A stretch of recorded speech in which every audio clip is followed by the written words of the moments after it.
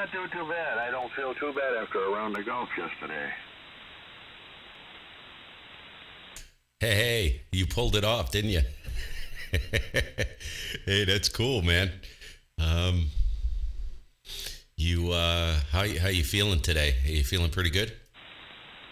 I don't notice any difference between yesterday and this morning, so I guess it's okay. I didn't feel any pain hitting the ball. We played 9 holes. Yeah, shot a 44, so that's not too bad, on championship course. I think a little tweaking here and there, I'll be right back to where I was. Really? That is fantastic, man. That's incredible. Wow. Did you take it easy, or did you go out just a guns a-blazing?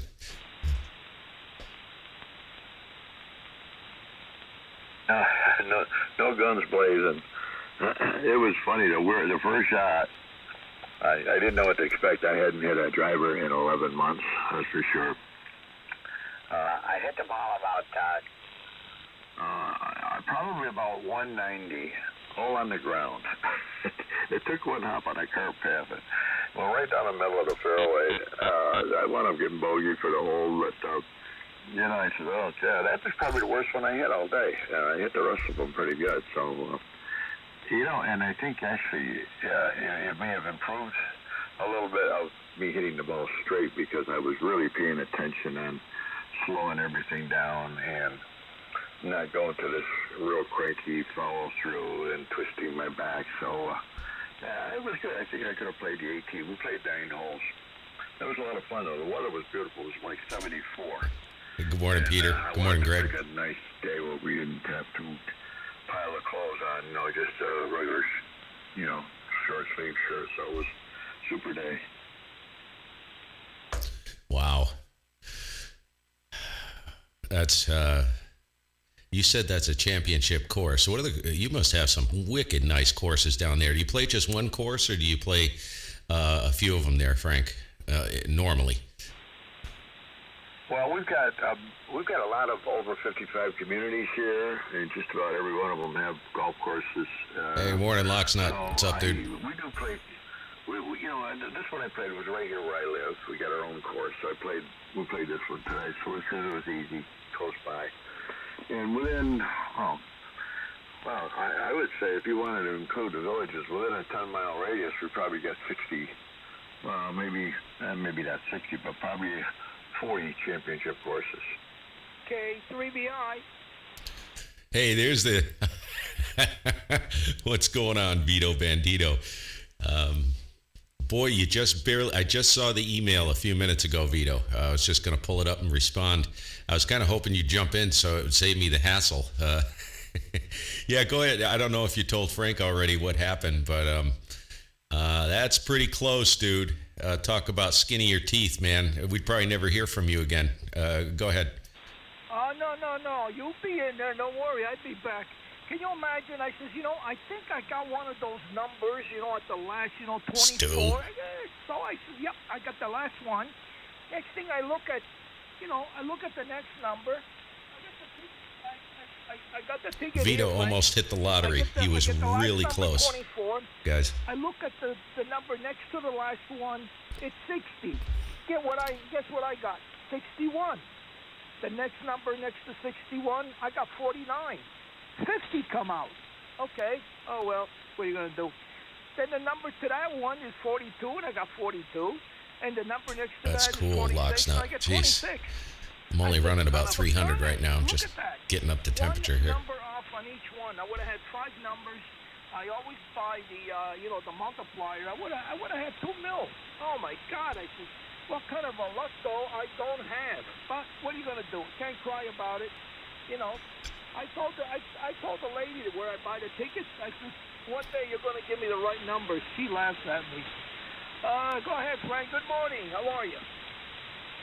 I'm not doing too bad. Oh yeah, that's kind of it's kind of exciting when you're looking at those numbers, and then it's kind of a heartbreak. How can you be so close and not catch it on a big one? I'm doing fine.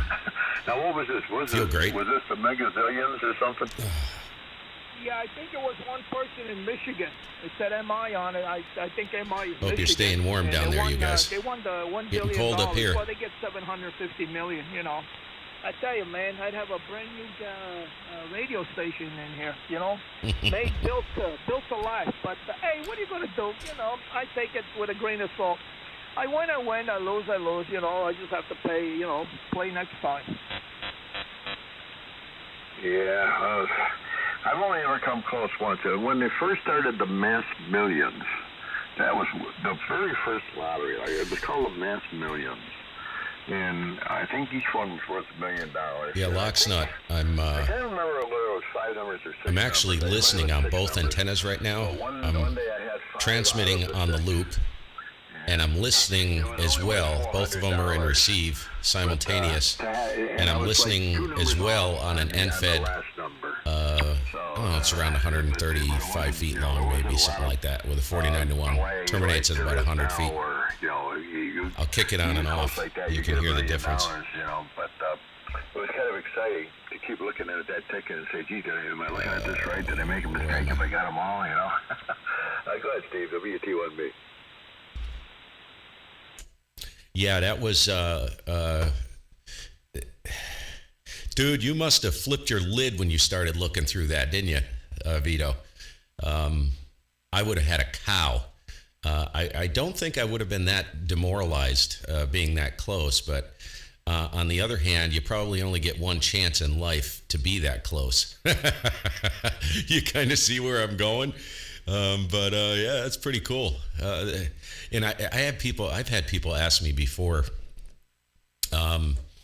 you know, what would you do? Would you have, you know, I look at like a station like KE5EE. Have you guys seen that station, that big super station down in Florida? And I've had people ask me before, they're like, you know, would you have, if you had all the money in the world, what kind of station would you have? And I try to be, I don't know. I've always said I'm really not sure how to answer that, only because when you have that kind of money, you get what you want, not what you need. You know, I still think I'd keep a modest station because I'm really not in the mood to maintain all that crap. But then again, I ain't going to climb. So, yeah, if you got that kind of money, hire some monkey to go climb the thing and fix stuff. You know what I'm saying? So, yeah, I don't know. I don't even know what I'd do. Yeah, I just couldn't answer that. If I'm honest, you know what I'm saying? I try to stay simple, you know, as simple as possible, low maintenance as possible. But if you're paying somebody else to do it, who cares? That's the reality right there. So yeah, if I said any different, I'd be a liar. Go ahead, Vito. K1 GMM. Yeah, no, I wouldn't. You know, that guy, I mean, you know, it's just ridiculous. To me, it is. You know, that's not ham radio. I mean, you know. Yeah, so I'll kick the other receive antenna off. So here we go. See right here at the bottom, it says multi-RX, guys. How many times? So I'll kick it off now. What are you going to live on the, you know, you're going to live on the radio? Let me know if you guys can't hear me. Cause, Coming back on. I'm going to jack up the power a little bit more. Let's see. Hello. Okay, it's up a little more. Yeah, that's ridiculous. I'm going sorry. off. No, I'd have a really nice, you know, one power, a couple of beams on there. And that's going back on. That guy's got a lot of crap, period, you know. He talks to Japan. You can tell the noise level's a little higher, but it does, it bumps the audio a bit. Sometimes it's very drastic. That's for sure. You know, sometimes you say, wow, I won that much money. Here's $1 million to those guys that collect money for those veterans, you know, that got no legs, arms, and all that, you know. You give a good buck on that. And you know, but getting away from that, you know, I used to get pissed off. But oh, Glenn, I'm on 615. I don't know, I got $50 or $100, so, I mean, give me a break. So, I don't get upset. I could say, well, maybe next time. How do you like my bathroom? I'm waiting for the slab to come in, the one that's going to go on top of the runner there before you step into the shower there, Steve. I gave him $60. It's $150 for that slab. I'm getting it all ready with the synth set, you know, once I get it. And then I'm going to make sure I measure it right and make sure it fits first. So I didn't screw it up, the measurements. And really, that's about it, really, you know. And the only thing I got to do then is just buy the door and, you know, the little doodad, and I should have it ready. Let me give it back to you and give it to Frank. All right. I'll tell you, man, that thing came out beautiful. Absolutely. A lot of work, man. I look at stuff like that. That was the impression before I even saw the pictures. I was trying to picture in my mind the amount of work. That's a lot of work, dude. Did you send those to Frank and then push it down to him? I'll just send it to you, Frank. Did you see those pictures? Did Vito send them to you, his bathroom that he remodeled? No, I didn't. I don't think I got a copy. I was just looking. You didn't send them to me, Vito, did you? No, I keep forgetting your No, Peter. I'm strictly on Anon. Frank, give me your email. I'll send them to you as we talk. Yeah, well, it's on QRZ. The Anon's capable of receiving on two independent antennas, even on the same frequency simultaneously. Okay. So one's vertical, one's horizontal, and then I mix the two. First letter, first name, F, F like in Frank. So if I put this, ULASKI, like the Polish general. So if I move, gmail.com. so if I pan them off to the side, I'll pan one antenna to the left and the other to the right. You know, my computer, my computer that had XP on it, okay, went south. So you can. I've run it like this before, and I don't like it because the signal, the audio drops quite a bit. So reset it back to center here. So I want to, like, for instance, well, what you want to, because I got all on my strong stuff signals, it's kind of cool because it's a phasing. It kind of creates a stereo image, which is kind of neat. But one of these days, I'm gonna buy a refurbished XP computer and do that. Okay, just talk to Steve there, and I'll bring up the photos and I'll ship them to you. Well, I tell you, I lost you in the noise here. What's going on? You still copied them, Steve?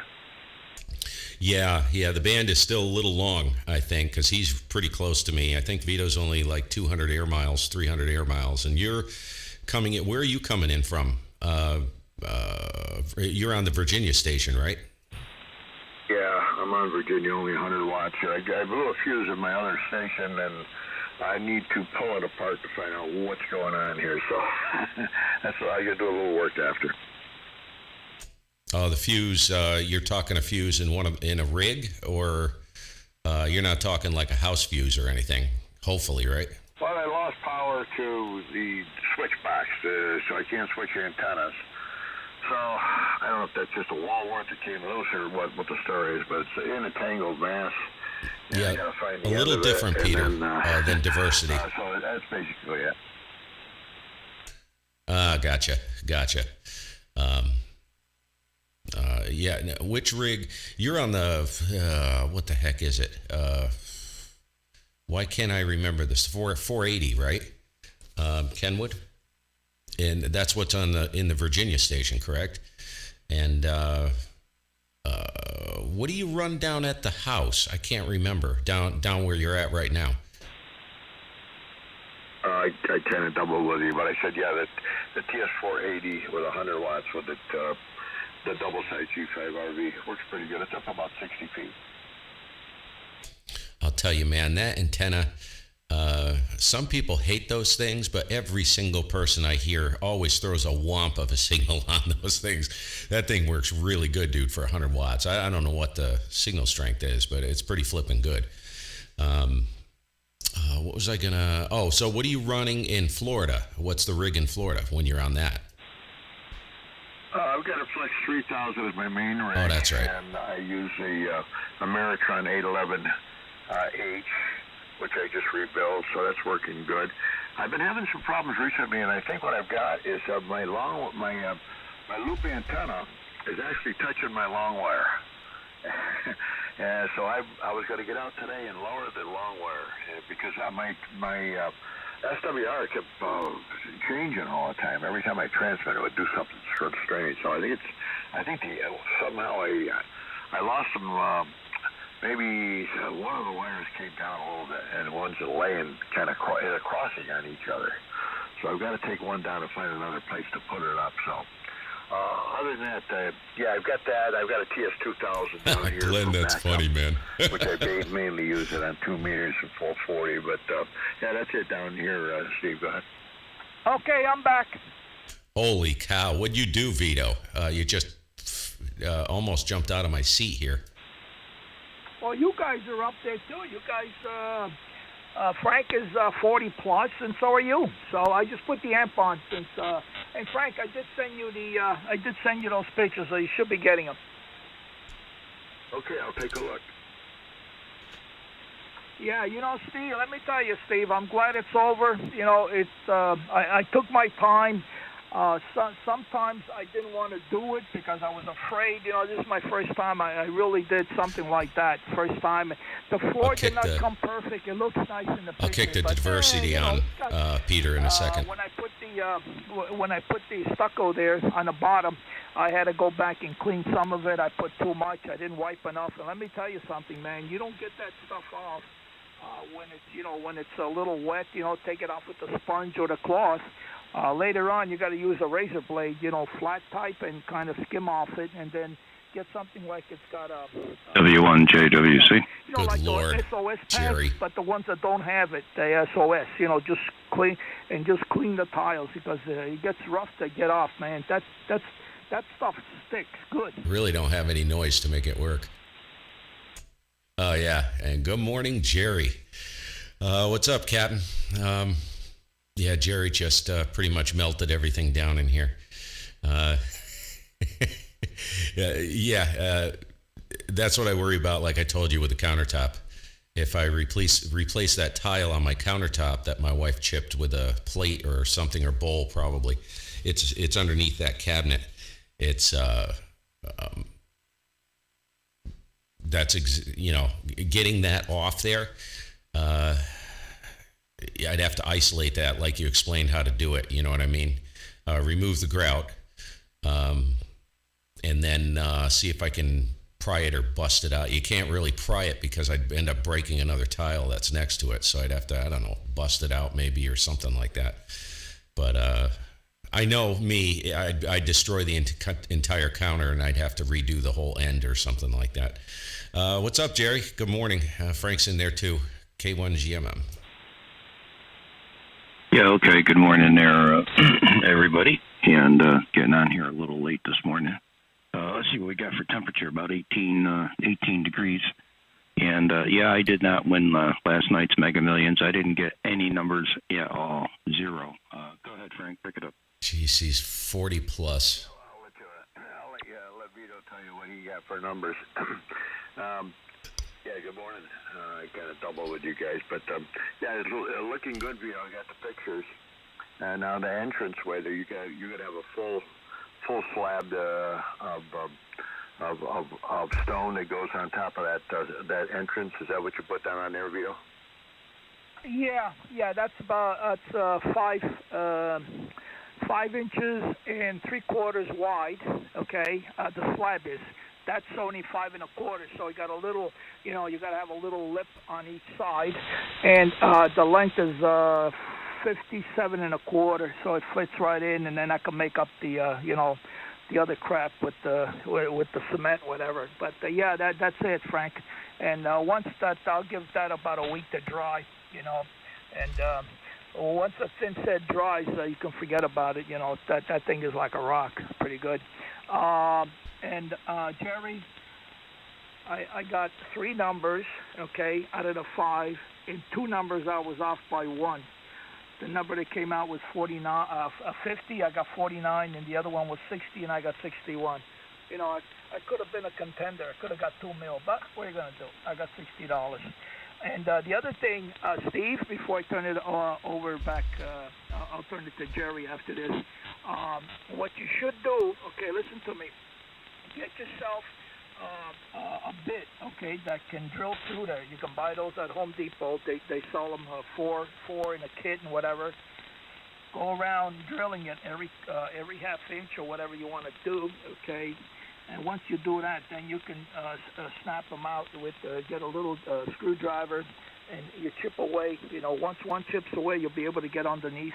Okay, and you don't do it around the edges where the other tiles are. Go inside, from inside the tile, So you can do it that way, a little bit at a time. You chip it out, and then you can clean out all the grout. And then if you got to put thin set or whatever to measure it and everything, and just and then you can go from there. Go ahead, Jerry. Yeah, okay, very good there. Geez, Vito, that's awful to be that close, huh? That's the way it works all the time. I didn't get anything, but you got some numbers. So how much money did you get? About $60. If I would have got two more numbers, I always buy the multiplier ticket. $3. So the five numbers is always 1 million. So if I would have got those two more numbers, I would have got 2 million. Oh boy, you would have made us all happy, right? Oh sure, yeah, why not? What are friends for, right? I mean, that's a drop in a bucket. But yeah, what are you gonna do? One person, I think, in Michigan. See, that's why these people, they changed the lottery system. Okay, I think before it used to be 5 numbers. I'm not sure, and there used to be more people winning it. Now, 6 numbers. They just sell more tickets. Still worth. Okay, don't let me get into it. Back to you. I tell you, it's always the way it goes. I don't have a lot of luck with those things. Anyway, what's going on down in Florida, Frank? You got some nice warm temps? Yeah, well, we have. Yeah, it was 74 yesterday. It's been in the 70s last couple of days. Really nice. Managed to play 9 holes yesterday and hit the ball pretty good. Any of you guys been? I haven't swung a club in 11 months, so it was. Any of you guys on the stream checked 10 meters lately? Just out of curiosity. We just did the 9. I have not. That's why I'm asking. In an hour and a half, so it was a quick round. There was only 3 of us played, and then we came upon a slow group, and they just let us go through, so it worked out pretty good. So I'm happy. Looks like things are coming back. We had company over last night. I bought a meal at the Sam's Club where it was chicken Alfredo, all prepared. Just stick it, pop it in the oven. Pretty good. Plenty to feed for 10, 11 bucks. We fed 4 people. We got enough for at least another meal for me and Daryl. So that would. And I picked up some shrimp, and we had some weird popcorn noise starting up. Cocktails and. It was pretty good. Sounds like static or something, doesn't it? Everything's going pretty cool down here. Nothing new to report on. I guess you knew that Chartier passed away, right? Did you tell me that the other day? Did you see that? She was living down here in the villages. Of course, she's from Pittsfield. And she died of COVID. Back to you, Jerry, and you can pass it around. Yeah, I mentioned that to you the other day. I do remember her from work. I didn't think she was up at that age, though. I thought she was more along my age, but boy, time flies. Anyway, well, today I'm going to put new fans in my amplifier. I got them yesterday. I got to test them all out. I got one I'm testing. I took it out of the package, and boy, is it quiet. And it runs all the way down to 5 volts, so it'll work well in my amplifier because hey, Davey. I got a little switch on the bottom to put either 12 volts on a fan or, or 8 volts. So I just got to hope they fit. Anyway, go ahead, Steve, pick it up. Yeah, that's cool. What was the reason? I'm pushing the stream right now, so I was looking at the chat. But what was the reason why you're replacing the fans? Are you hearing them start to go, or are you just modifying it? I thought you already did that. Well, I modified the speed with the fans that were in there, but they're just loud. They're getting old. They're 11, 12 years old, and one of them has got a nasty rattle to it. So I ordered. I need 4 of them. I ordered 5 off eBay, all of $4 a piece. These things. Well, the one that I did power up, it's super quiet. So hopefully they'll fit. They should. They're just 80 millimeter fans. Should be standard configuration there, Steve. Go ahead. Okay. Yeah, cool. Now, have you ever, I don't know how familiar you are with the old amplifiers. I've got the old AL80A here, and it's all original, original tube, everything. And I'm very nice to it, but this fan in this thing it's not too bad, but it almost sounds like the stupid thing isn't even mounted on like a set of shock mounts or anything.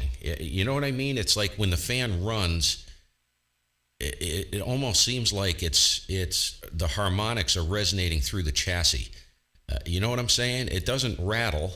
It's very consistent, and I always thought I always wondered if there was like a fan modification or something for that old workhorse. I get nervous about this thing because Rick NASDR had the exact same amplifier, and it blew his flex up. Took the whole front end out of his flex and everything. Had to go in for service. He didn't know it, but the tube was glowing like bright red. And I think he told me, I can't remember, it developed a short somewhere, and it came backfed into the transceiver and basically grenaded the thing. And I'm on the original tube on this amp. Everything's original. I take care of it, and I'm very nice to it, but man, dude, that kind of crap, I hear stuff like that, makes me really nervous. Over. Yeah, that's kind of scary because you would think the TR relay in the amplifier would prevent that from happening. But I guess it's all a matter of time and how things switch. Well, I don't know what fan you have in there. It might be a 120 volt fan. I don't know if it's a DC fan or not, but I can tell you this fan noise is, when the bearings go, there's not much you can do about it, but just dirt on the blades, especially if they're unbalanced and dirty, can generate a lot of vibrations and noise. But these are shot, so I'll just replace them, and hopefully everything will be okay. I think I solved my my intermittent problem with this amplifier, where every 3 or 4 months it wouldn't key up, and I had to change a ribbon cable, so I just made a whole new cable assembly for it last week. And it seems to be working good, but every time I do take it apart and fool around with it and put it back together, it does work good for a number of months. So I really won't know if this is fixed until some time goes by here, but I'm pretty sure it was that cable. Go ahead, Vito, pick it up. Well, you guys are all bombing over here. Jerry, you're 40 plus. Sometime you'll hit 60. But, the band must be open this morning. Okay. Hey, Steve, that happened to me one time. Okay, I blew the pin diodes on my Alpha 89. Okay, and what happened is I changed bands and I forgot to tune it up, and the thing came back and it fed back into my ICOM 756 Pro 2, and it damaged something in there, and I sent it out and got it fixed. And now the pin diodes are no longer in there. Well, they're in there, but they're not functional, and I bypassed them on the board, which was it wasn't no brain. I just did a wiring into a foot switch, and I did the manual switch over, and that switch bypasses the pin diodes. I got to get out of here, guys. I got to go to the, as they say in Italian, back house. So let me go. And if you guys are still here, I'll be back. If you're still here, I'll talk to you. If not, we'll catch you again. Okay, this is K3VI, but I will come back. All right, see you, Vito. Good to hear you.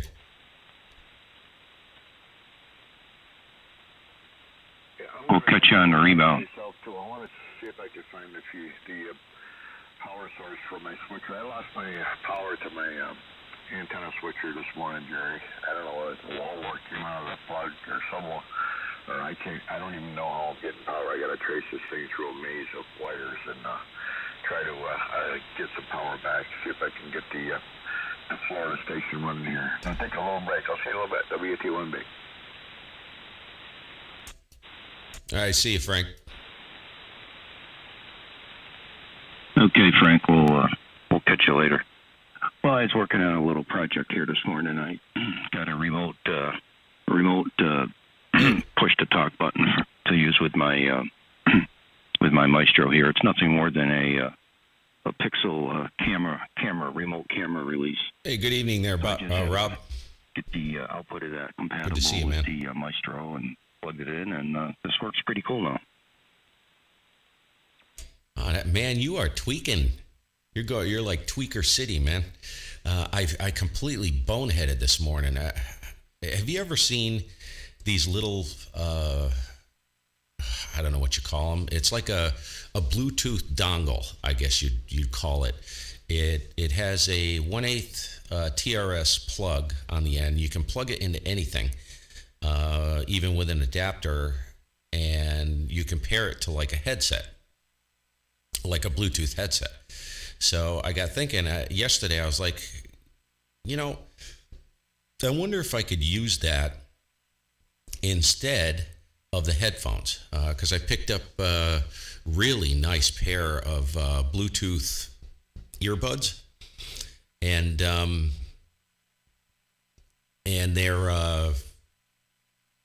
they sound phenomenal. And so I was like, what the heck, I'll wonder if I could pair it to that thing, plug it into the sound card, and actually use those instead of the head. I hate headphones, dude.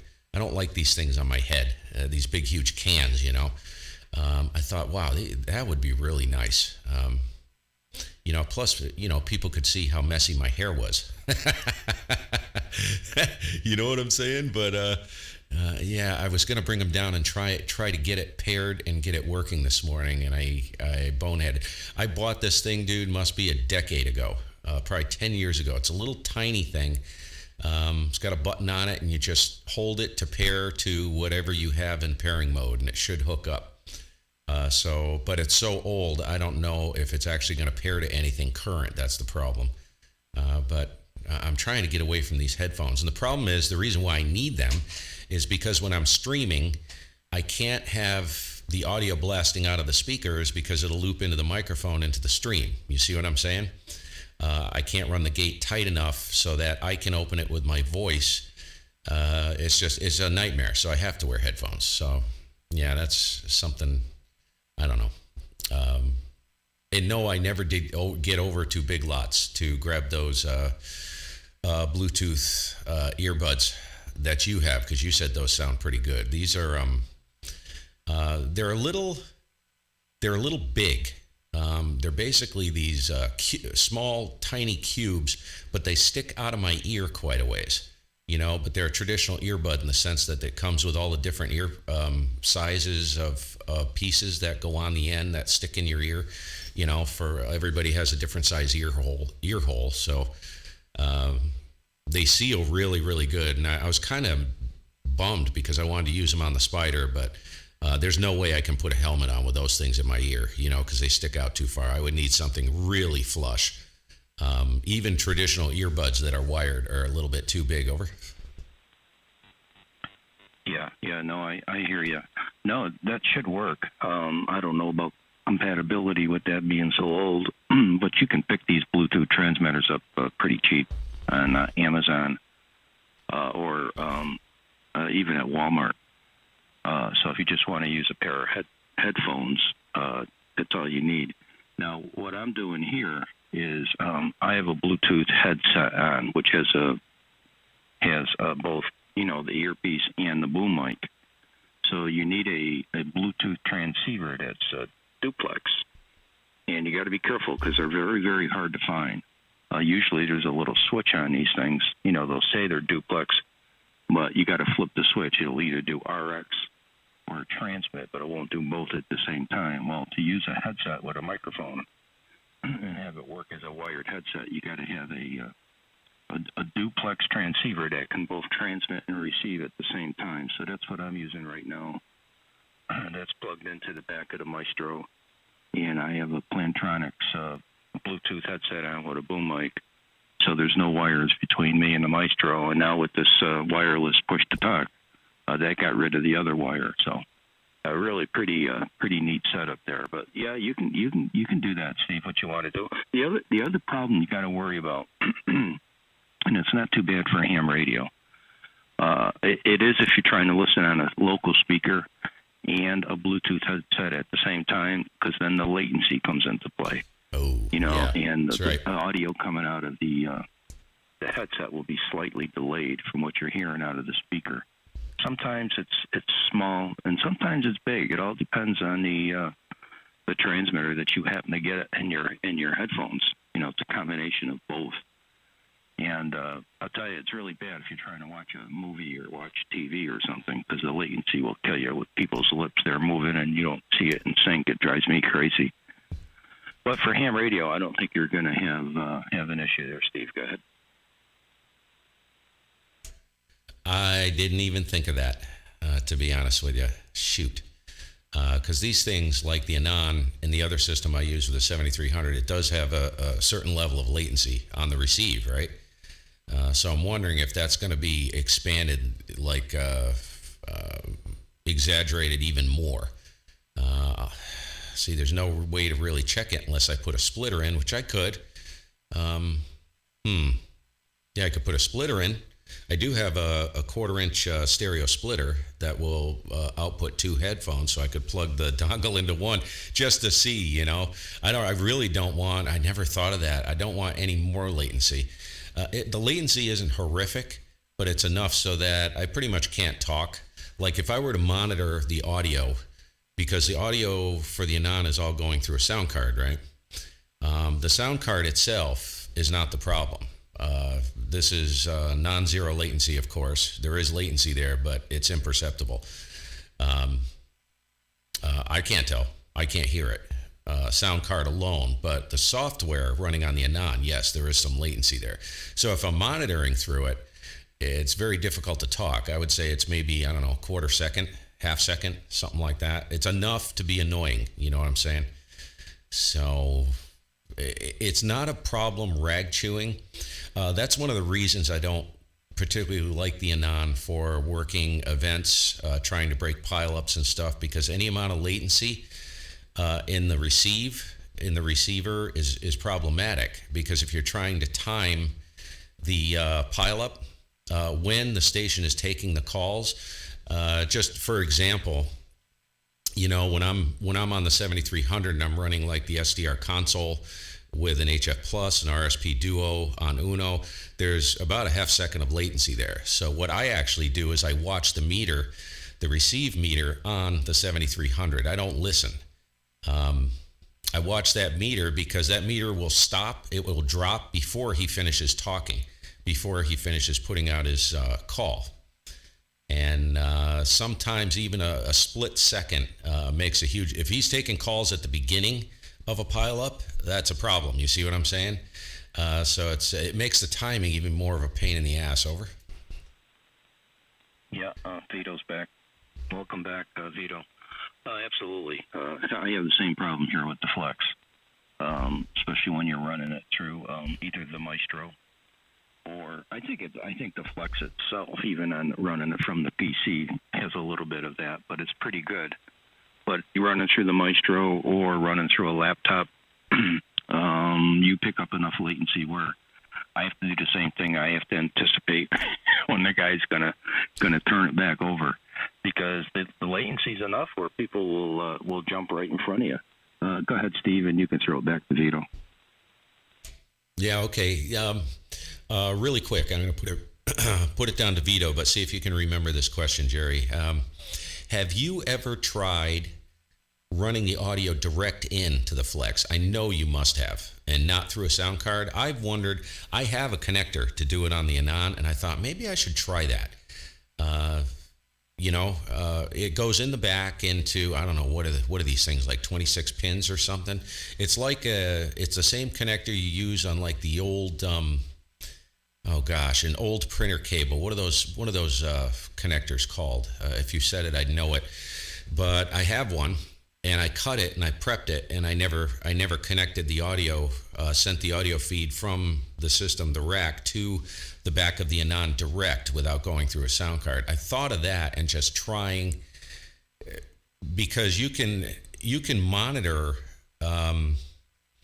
direct out of the front of the Anon without going through the software. And I thought, well, that would be kind of an interesting thing, because I think the software, like you said, I think the software is going to have an element of latency, and I think that's where it's coming from, because, even though it's through a LAN connection, which is very, very fast, that tells me it's something to do with the actual Anon in the software.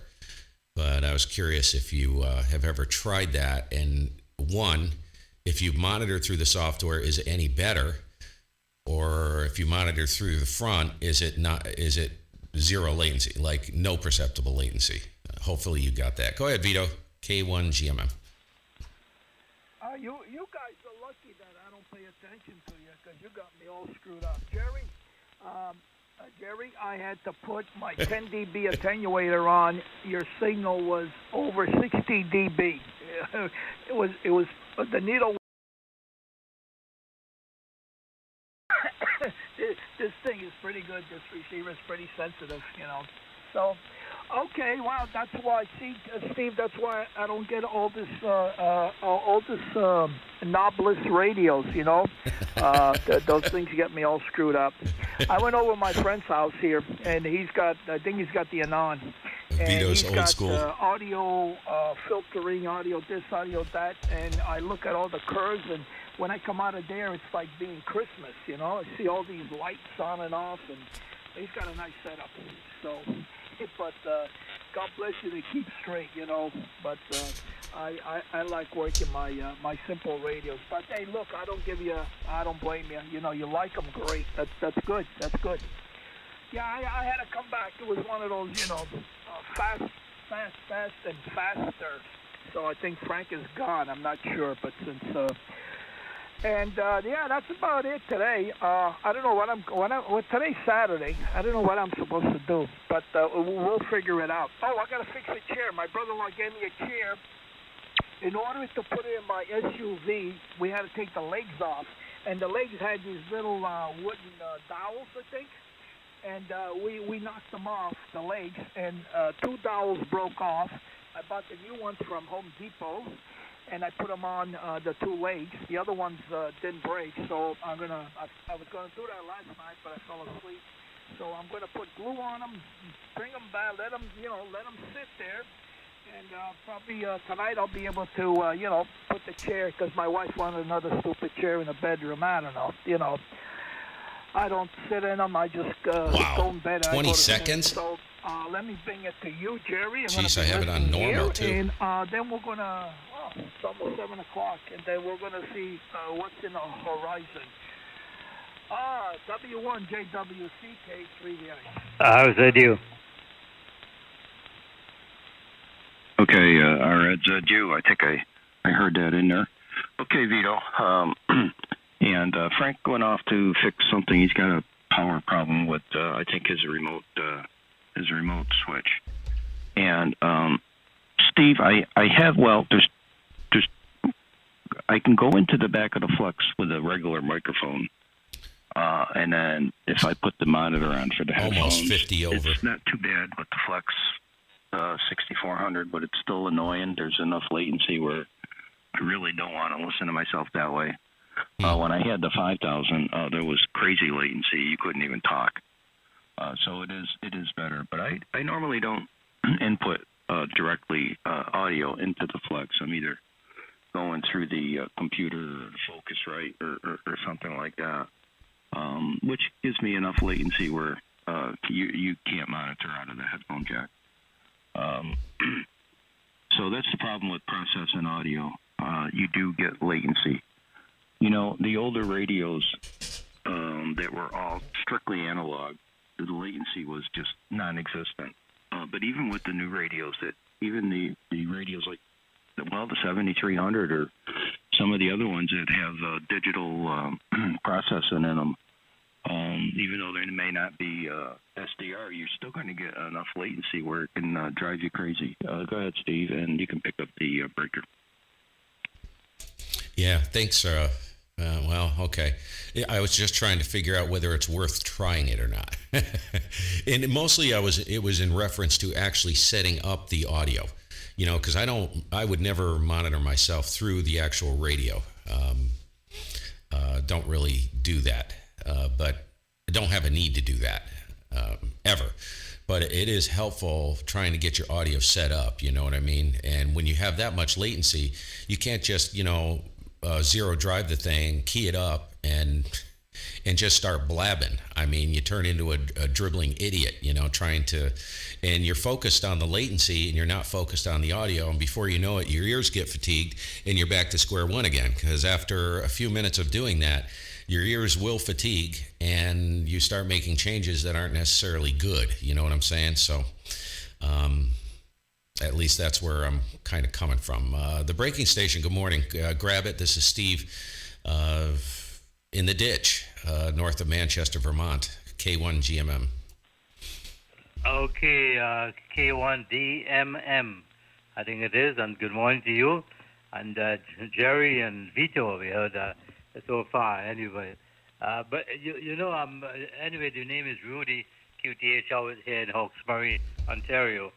And I have a Flex huge. 6300, and I'm not interested in any external audio system. All the radios I have the Flex 5000 and the ICOM 756 Pro 3. I use the microphone that was designed. What's up, Mike? Good morning. I don't want to change my voice. I have a squeaky voice, and I sound like a female, and all of a sudden my voice is like macho. I don't want to do that. I want to have my voice as natural as possible. So the moment I get on the air, people know who I am. I don't want to create another voice like from a space or something like that. Get the natural voice. That's what I am interested in. Anyway, you guys sound good. Good strong signal here into Hawkesbury. I'm running the 10-tech 444 linear, about 500 watts into the antenna this morning. Sorry, I didn't hear Vito. Don't think he's gone yet. K3VI, V12Z Unit Group. Good morning to you, Rudy. Good morning. Good morning. And, I heard you late in there, and I figured it was you. And, we'd like to say hi. Hopefully you'll have a nice weekend. Yeah, we're going to get out of here. We've got a couple things to catch up and take it easy. I've been here about almost an hour. I think an hour or whatever. But, there's never enough time to get on the air. You guys are all bombing in here. Everybody's over 40, so the band is open. So everybody's over 40, and signals are really, really nice and clear. Yeah, everything's going good there, Mikey. Angelo last night said, "You getting out tomorrow?" He says, "No, he's got his house full. His kids are over there. One kid with his family. So I gotta go get more I don't coffee. think he's getting on this morning. But what are you gonna do? One of those mornings. Okay. Let me turn it over to you, Rudy, and then I'm going to get out of here. I'm going to say 73s, but it's good to hear you, pal. It's very good, and I hope you got everything working fine. This is K3VI. Yeah, okay, Vito, very good on that. Well, I got everything working fine. I got those two Drakes working fine, both of them. I have a original transformer for one, but the other one I had to use one of the new style transformer. So everything works fine. I have to get the been up since the like CW 4 SSB something. switch on the power supply, not through the feel a nap amplifier. coming You have already. a tune SSB position that does not work. That switches in winding on the original transformer, Andy, which I what's don't up, have. dude? Yep, but everybody's it's good. Doing Hope you're fine doing well. And low power, meaning about 1700 volts on the plates. It give me about 650 watts, and with the on SSB it give me 1200 watts. That's okay for a Drake L4B. So that's working fine. So I got that working, and I finished my amplifier using the 4-1000. That's putting out 1400 watts. So that's fine too. So everything's been to be all right. I don't have much to do today. I'm looking for a couple of 813s.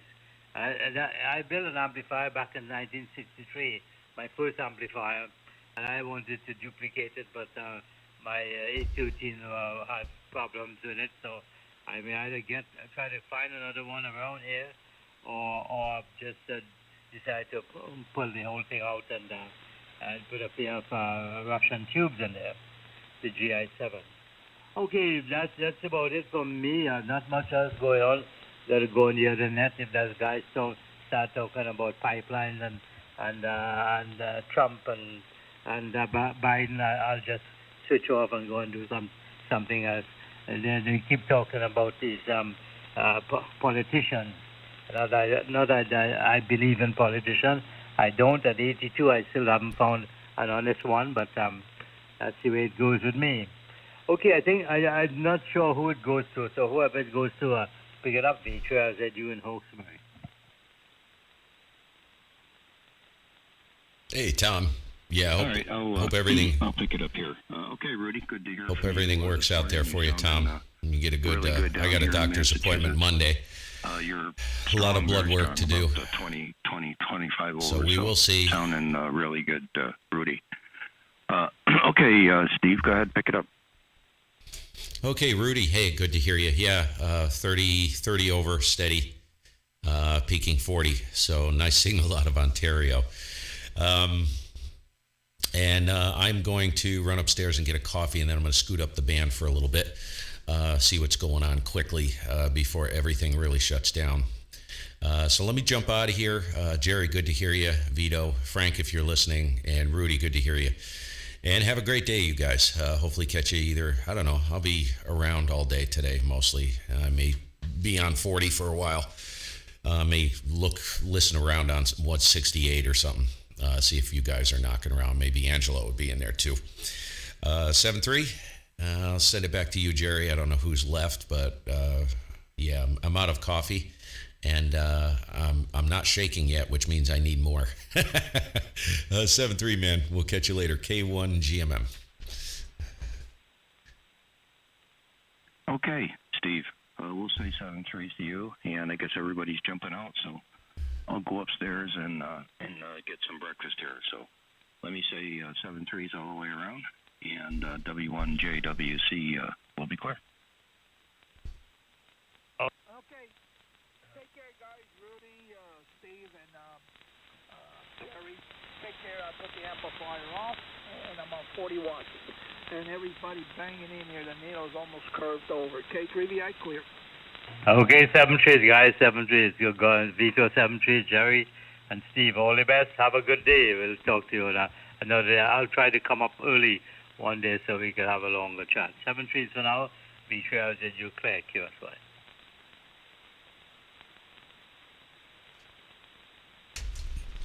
All righty.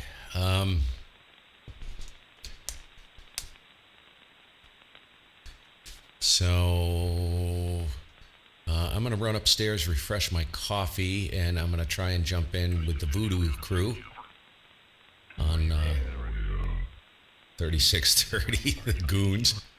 I'm going to stretch out to about 8K wide. Russian-made SDR, Sun SDR DX2. Oh, I heard about those. Okay, cool. It's too bad any of the SDR rigs are not blind friendly. Rich, does ours go to 80 over? My Volkswagen used to go up to 120, but you never saw it. My Volkswagen the speedometer only went up to 85 miles an hour.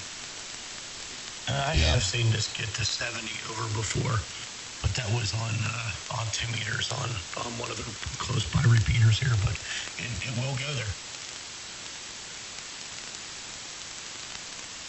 Good morning. You sound like my son, Rick. John, Pierre, Dave. Good morning, Dad. Hey, Scotty. Hey, Scott. Band's in good shape. Oh, yeah. Which is more than I can say for Rick. It's all right. I'll be all right. I ain't got no Wuhan, so it'll pass.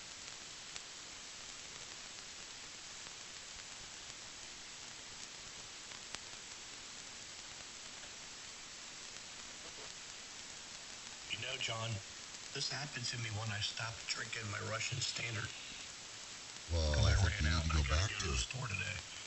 That's what will never happen to me if I'd have been doing like 1 to 2 shots every night. Why'd you stop? I ran out and I just haven't had a chance to go up there yet. You better get some more. Yeah, I'll be stopping today. I don't think my audio was up. Hey, Steve, how you doing? Good afternoon to you. And Andy, you weren't hearing me in the UK this morning, were you? Let me know what you think. That doesn't sound right to me because you guys are well into the middle of the day. Test it on first. Let me know. You, Steve, you were 4 or 5 in UK? That doesn't sound right to me. Smooth, it'll make it. Unless you were listening on a web SDR over here. I'm not saying you're crazy, but that shouldn't be the case. Current time here is 7:15 and it's getting light, which means D-layer is kicking in. It's brick walling the DX, so not sure what the deal is with that. I'm going to run up and grab a coffee, you guys, and I'm going to come back down, and I may jump in with these guys here, and I'll leave the audio up. Okay, I just don't like drinking that stuff. I'll be back in a second. Give me a couple minutes, actually. I'm going to have to relight the coffee pot. I'll tell you what, I am loving that Keurig. We got a Keurig.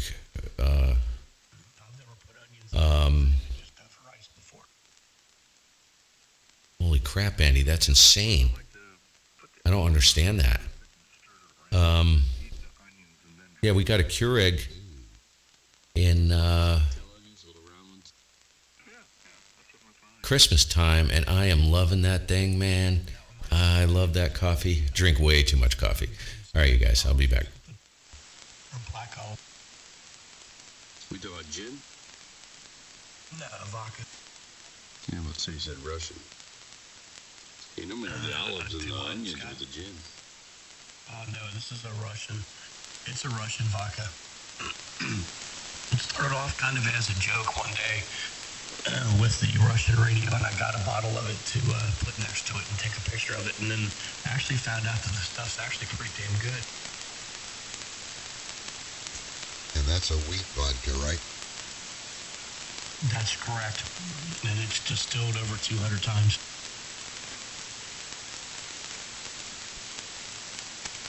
Well, good morning. Hey, Jeffrey. Hey, Jeff. How do you do? Hey, it's 11 degrees. It's 12 here. Did you get down to 4, John? 1. Oh, wow, yeah. So you guys get the nice cold air, and so do we, so let's hope some snow comes with it. We're going to get 3 days worth of snow here, it looks like. Doggone, yeah. It just looks like it's going to stay south of me. Jeff's on his way now. Yeah, I'm showing 11 at my house.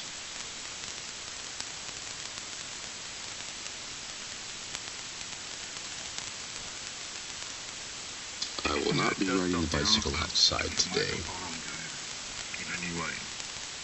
Okay, Pierre. You know, I was just going to say there are those who would ride their bicycle today, but not you, huh, Scott? Maybe the fatty in the park. We weren't going real fast, but it's pretty chilly. I've already had the dog around once, but looks like I'll be taking him around here again in a few minutes. It's a little chilly out.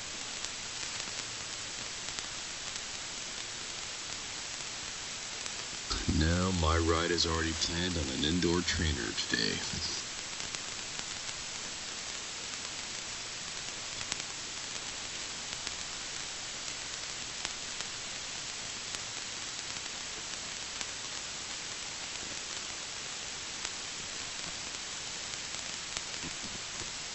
I'll be riding on the island of Mallorca in Spain.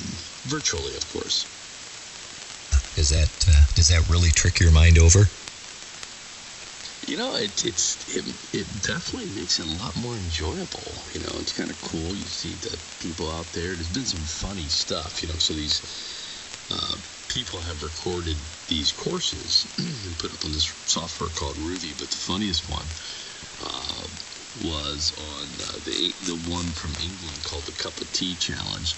And there was one course that about 2/3 of the way in, you know, you're on the wrong side of the road, and over on the right side, there's a guy with a dog on a leash, and he's holding up traffic, and the dog is taking a shit in the road as you're riding. It is so funny that they left that in there. That's good. Oh, golly. So when you see something like that, you can react to it too, right? That would be interesting. I just had a hard time with trying to ride in my basement on that bike that doesn't move an inch when I'm pedaling so hard. I couldn't keep interest in it. Yeah, I've tried different trainers. I'm now using a TACX Neo 2T, and it flexes a little bit, so it allows the bike to rock, which it makes it a lot easier on the rear end. Oh, okay. Yeah. I just would get bored. I mean, I tried watching TV. I tried listening to the stereo, listening to the ham radio. And I put the thing up, facing my sliders so I could look out in the woods. And I just couldn't. I just didn't feel like doing it. Yeah, I could do it if I put the effort into it, but I just give it up. Hey, Jeff. Well, if you look at my rides on there, on Strava, I mean, it's not boring. Even my wife is like, hey, this is all right. Because, you see other people on the course. It's like, well, I can't let that guy catch me. Maybe I'll catch that guy ahead of me. So you kind of play this mental game and, put music in your ears and just kind of ride along and look at the scenery. And some of these recorded courses are just absolutely gorgeous. So it is much, much better than anything else I've tried. Now, if you go up a hill, does it gets harder? And what about coasting down a hill? I mean, is it that real? It's that real. You have to have a smart trainer for that to happen. And as far as downhill, the Tax Neo is the only one that does that. So the motor will spin up and kind of help push you down the hill until you start to approximate the wind holding you back, and then you got to put more power into it to go downhill. But yeah, it's very, very realistic. And the rollers, you go up and down rollers, the way that particular trainer works, it really feels good. Okay, good deal. Hey, Rick, what's up? Have you tried mushrooms? Oh, no, that might do it. Mushrooms or maybe gummies and that. Well, that'd be cool. So going up a roller, I mean, you can really cut it. You can get into it and go up. It really feels like you're on a bike then. Yeah, it feels like you're on the road. They've done a really good job with that particular trainer. The Wahoo kicker is pretty good too, but this one's just edges it out in my opinion because of that motor in it and the downhill. And I'll tell you what, when you hit some of the steep stuff, that 18 and over, oh my word, it feels like the real deal. It's like you got to be out of the saddle or about rips your legs off. It's probably cost about $12,000 for that, right?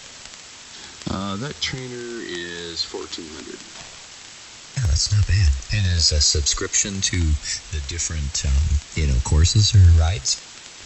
Yeah, the software I use is Ruby, and for the three of us, it's $12 a month. Yeah, that's not bad at all.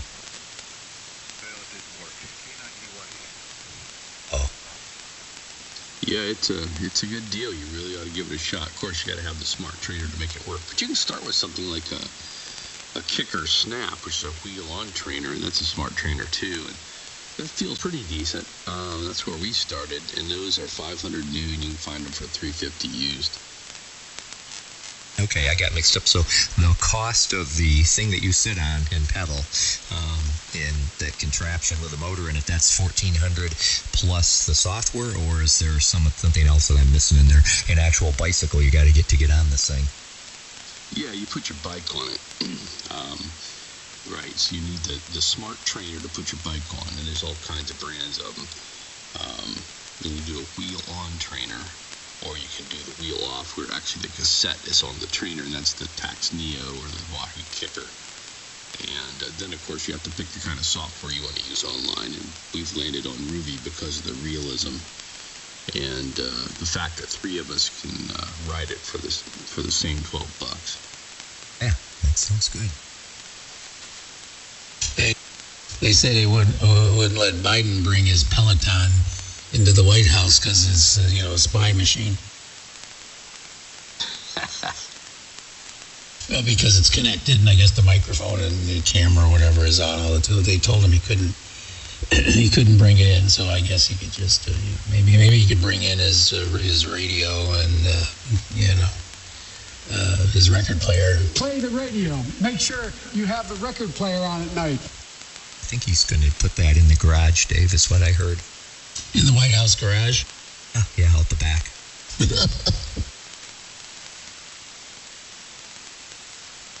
Got to stay fit.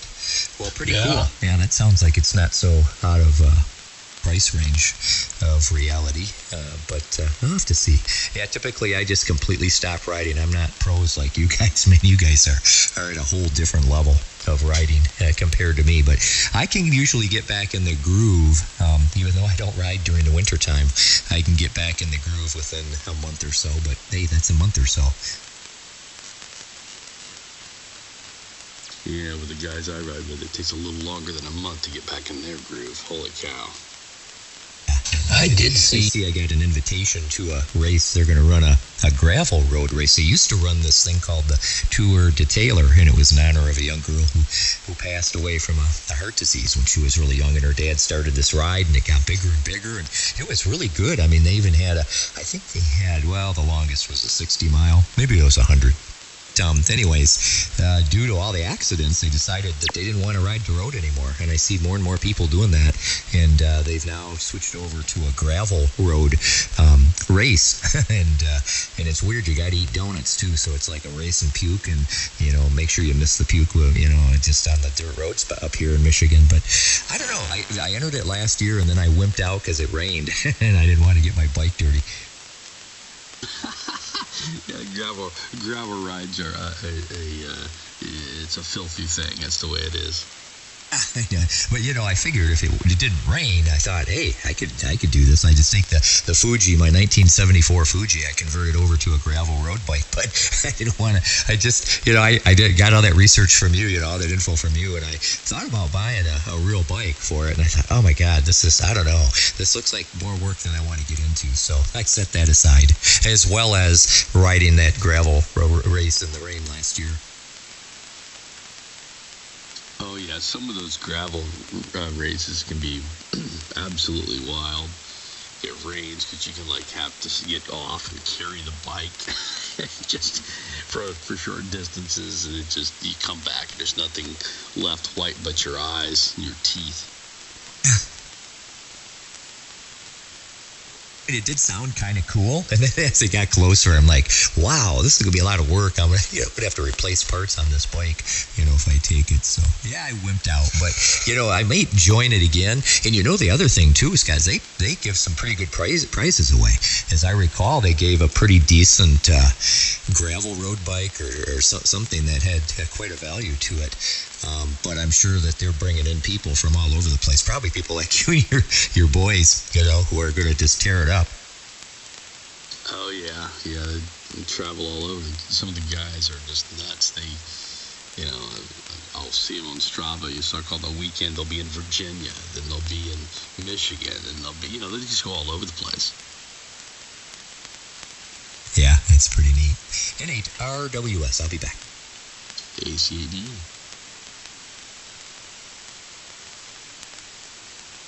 NASDR. NU9M. W9AM. Good morning, Mike. Good morning, Mike. Good morning, all. Hey, Michael. Hola. Hola. Yeah. I think I'm just about ready to give up on my amplified receive antenna. I'm looking at your guys' signals, 30, 40 over, and I'm getting like S7 on that thing. It's ridiculous. We could move it up here and put it up on top of my hilltop in the middle of nowhere.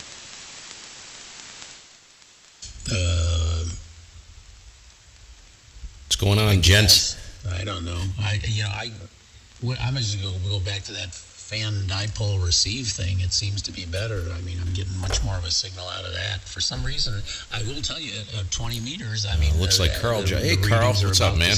All is well. SDR or on the and, QTV. I mean, sorry, I had to go up and grab a coffee. Same, but as far as, seems to fall off after that. And Puerto Rico, man, good. hey. 80, 75, how you doing? Very good. And okay, that's the first Puerto Rican station I've had in here.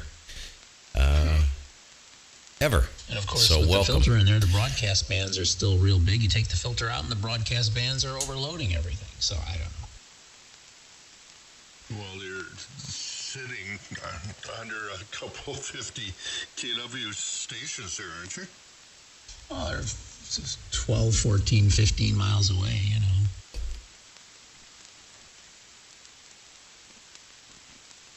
Not exactly underneath them, but, you know, they're definitely, you know, strong here. But I don't know. Maybe if you had a couple tuned antennas. Let me jump in and say hello to these guys for a quick yacker. That would be good on 80, and then have another one on 40 or 20, and bring all those in to one port on a splitter that you might be able to keep. Just to give you guys a heads up, we're running this morning, pushing maybe 400 old AL80A, a non-200D, 8K wide, and the antenna is a full wave loop, sky loop NVIS loop with a reflector underneath it. So that's the configuration we're running with this morning. Yeah, these guys are big guns. Let me pop the AGC back open again. Hey, good morning, gents. K1 GMM. Just cut it off and then tap it underground and be done with it. Is that whole thing something that you'd be able to use down in... They're going to have a hard time hearing me. The band is getting really tight. Possibly, I guess, but I don't know. Hey, good morning, K1 GMM. Good morning. Hey, Steve. Good morning, Steve. Yeah, hearing you, Steve. Good morning, Steve. Hey, good morning. Wow, there's a big crew in here. Yeah, I hope everybody's doing well. Figured I'd jump in and say hello. It's been a few days. Hope everybody's got a nice weekend planned. Snowing here again, as usual. It won't stop snowing, and temperatures dropping. So it looks like we're in for a cold patch, which is good for radio time. Yeah, good 20 over here. Wow, band's in good shape. Yes, it is. Earlier, well, it's still good. But good morning, Steve. Hope everything is good there in 8SDR. And yes, I'm losing my voice. Yeah, I heard you earlier there, Rick. I thought, oh, good Lord, man, he doesn't sound too good. Wow, yeah. 'Tis the season, huh? Is it a flu bug, or are you just you've been in a shouting match with the wife? No, I end up with something like this almost every year, like clockwork, Steve. It's just a nasty cold, and it'll, in a week or two, it'll pass. I hope you feel better, Rick, there. Oh, I feel fine. I just can't talk, which is, I don't know, maybe a good thing. As long as it's not the Wuhan flu. It's not the Wuhan. Good.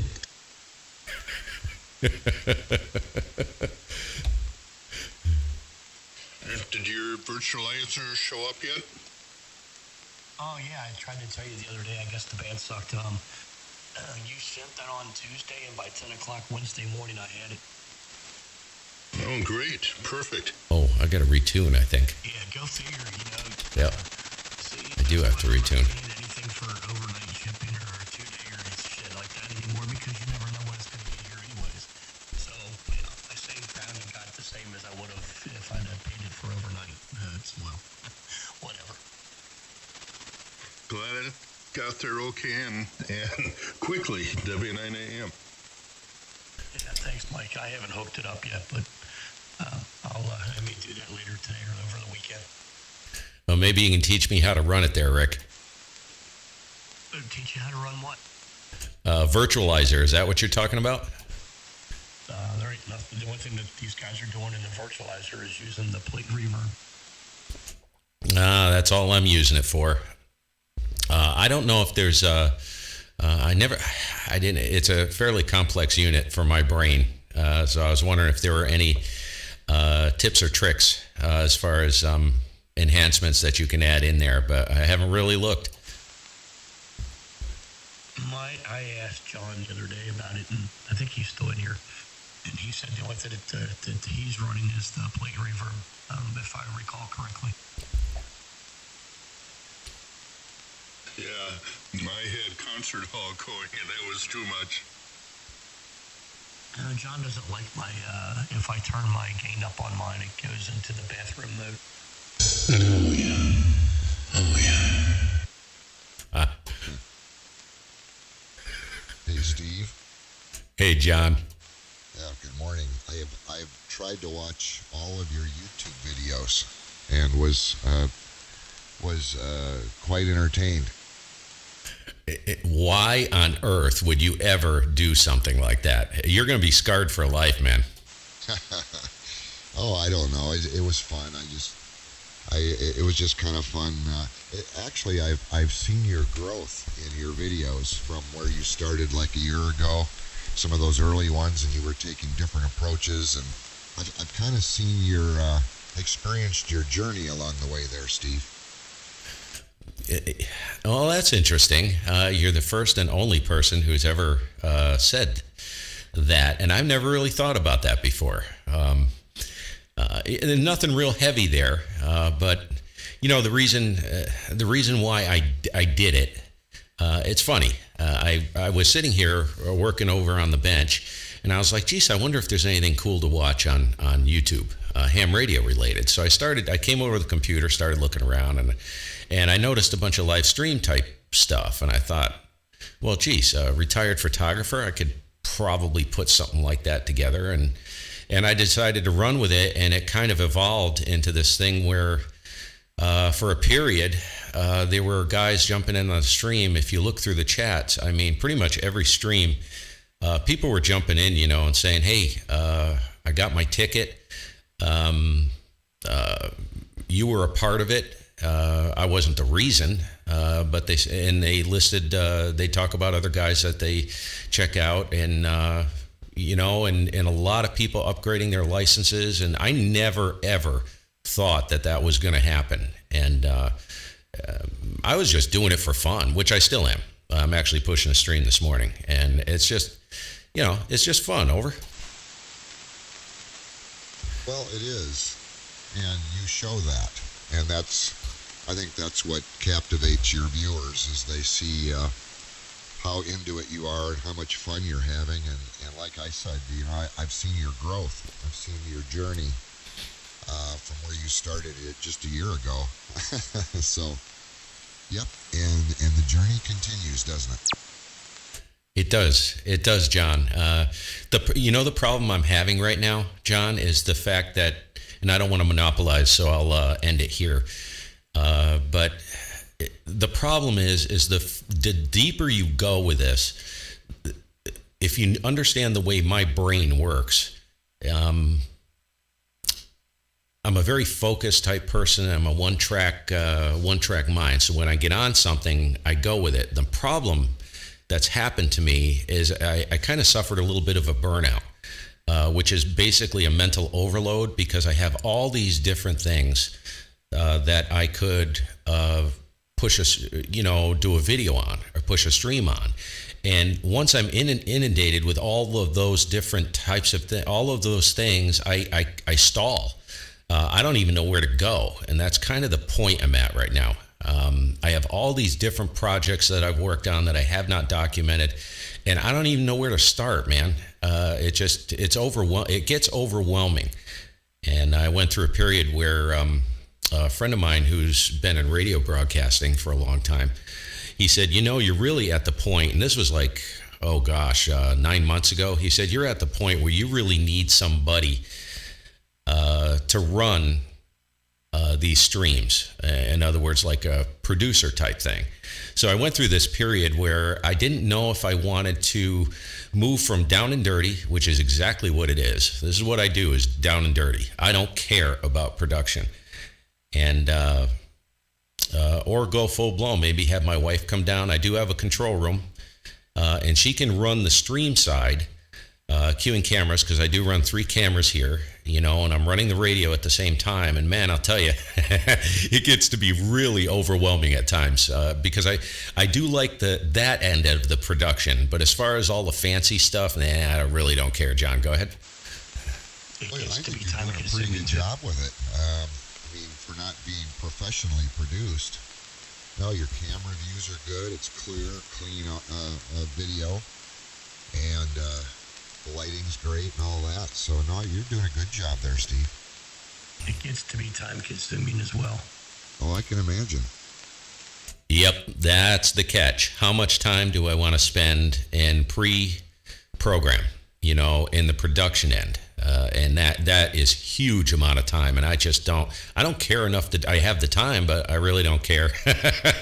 That's where I'm like, no. And I made the decision, down and dirty, man. Stick to what, that's my wheelhouse, down and dirty. And I know that sounds kind of dirty, but there you go. Hey, Steve, that's still what I'm doing.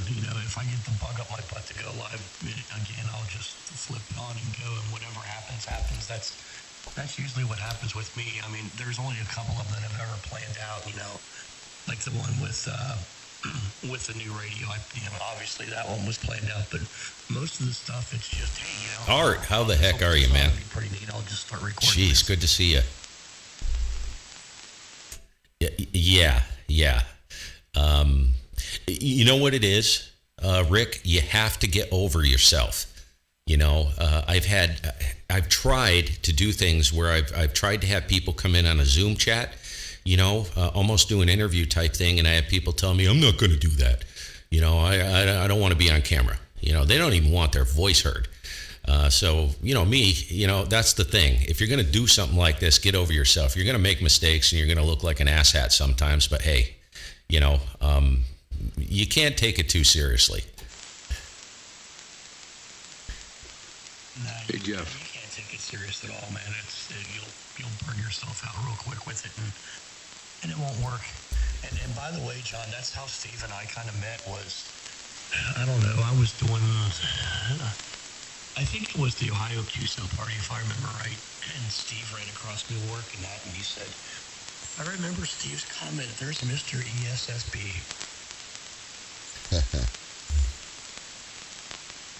Hey, did somebody call me? I did, Jeff. No. You changed your email address? Just tried to send you an email and got bounced. Oh, no, it should be my call sign at sbcglobal.net. Man, he sounds so freaking good, man. God, love his audio. Not the call sign KRM4846, though. It's the N8RWS would be the one. Awesome. Oh, I did global.com. That's my mistake. There you go, Mike. Ruh-roh. That probably won't work too well. W9AD. And U9N. Right. And 8SDR. K1GMM. NAM.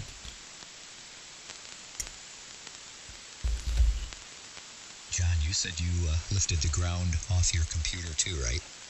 Yes, I did, and problem solved. Yeah, that, man, I tell you, it was screwing stuff up. I mean, for years I've had that ground hooked up, and it's been doing this. It was, it was messing the preamp up even. It's just amazing you guys didn't hear it. No, I never noticed it, Jeff. The only time I ever heard it was that last test you did yesterday, and I can't remember what it was you did, but you did something where I could just start to hear it. Yeah, that was the ground on the DI box, which has to be lifted or else it makes a mess. But, well, it apparently didn't change the tone. You didn't ask me if I made any changes to the EQ, but it did change the gains, and I had to go back into the... Lots of QSB setting in. And it, and all that. But, yeah, it's holding tight, so let's hope it stays that way. The audio's gorgeous.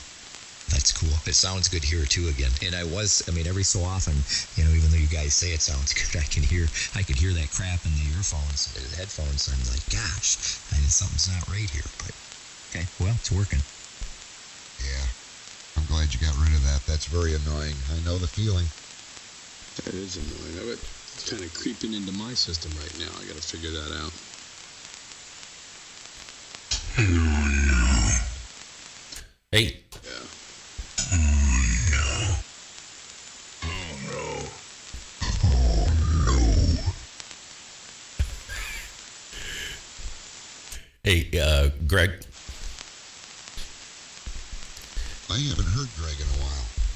Oh, that's not who I was thinking of. Have you guys ever, John, I'll put it to you first. Have you ever had issues with HDMI cables to your monitors, throwing all kinds of trash into your receiver? Just curious. I have not. I always use real high quality HDMI cables, though. The latest revisions. I just use cheapies. I've never had a problem. Me too. Well, I haven't had a problem here with HDMI cables. I did have a problem once with the DVI cable, though. I had an HDMI cable problem here. I've got a 50-footer going over to the TV, and when I would operate the linear, it would take out the HDMI input on the TV, and after trashing 2 of those, I decided that I don't want to be doing that anymore. That's a long run, too. The best HDMI cables, they're not oxygen free. They're fart gas filled.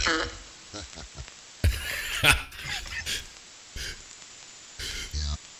Steve, I try to keep all my HDMI cables as short as possible, too. I think that's where the problem came in, because the monitors, the 32s, are a fair distance away from the tower, which is down underneath the desk, and I think that's what was happening, because I was running. At one point, I had long, which weren't really long. I don't know what they were, 8-footers, 10-footers, maybe. I don't know, but oh yeah. And then who was talking about the computer? I went through a period where my computer was horrid. It was throwing all kinds of garbage into the receiver. And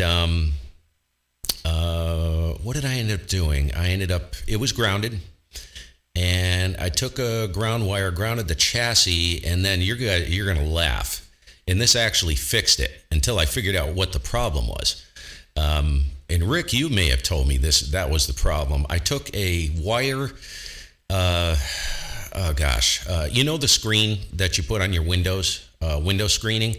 I had a whole roll of that wire stuff, and I encased the computer in that, completely wiped it out, took it out. Well, and I grounded that as well. And come to find out, it was a bad power supply. I replaced the power supply and everything straightened out. Duh. Oh,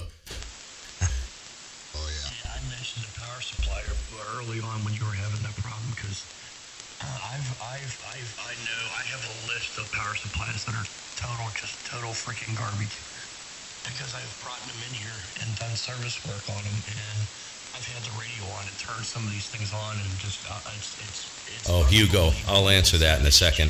Power supplies will do, and it's just RF trash. I mean, just across everything, 160 through 60 Yep. years, it's garbage. Yep. That was the solution, man. I never looked back.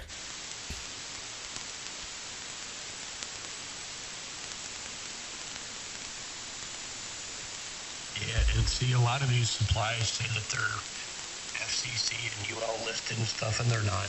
They're all crap load of them are from China, and they're just slapping stickers and labels on boxes, and none of that shit's actually tested or anything. What's a good manufacturer for a power supply? Because I need another one for the other computer, which will be running in the station here at some point. It's in pieces over on the table behind me. But what would be a good manufacturer you'd recommend?